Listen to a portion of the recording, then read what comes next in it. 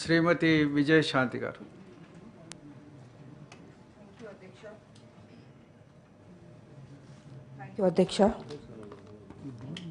అధ్యక్ష, మన తెలంగాణలో అనేక ప్రైవేట్ ఇంజనీరింగ్ కళాశాలలు ఉన్నాయి, కాలేజీలు ఉన్నాయి.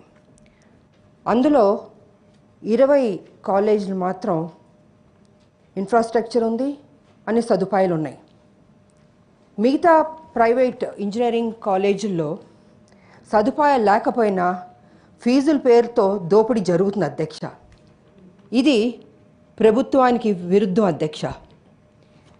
అంతేకాదు అధ్యక్ష,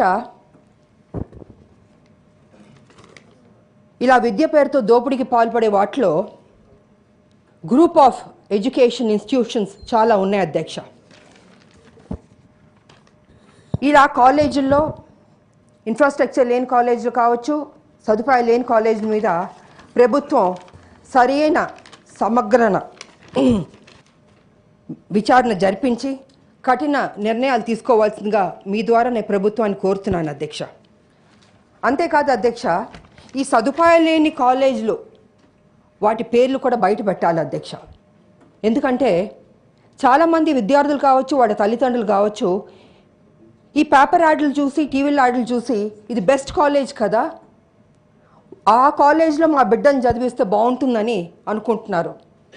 కానీ ఫీజులు ఎక్కువైనా తల్లిదండ్రులు ఏం చేస్తున్నారంటే, సరే నా బిడ్డ ఆ కాలేజ్లో చదవని బాగుంటుందని అనుకుంటున్నారు. కానీ ఆ కాలేజ్కి వెళ్ళిన తర్వాత, ఫీజు కట్టిన తర్వాత తెలుస్తుంది ఆ కాలేజ్లో సదుపాయం లేదు, ఇన్ఫ్రాస్ట్రక్చర్ లేదు, ఏమీ లేదని తెలుస్తుంది అధ్యక్ష.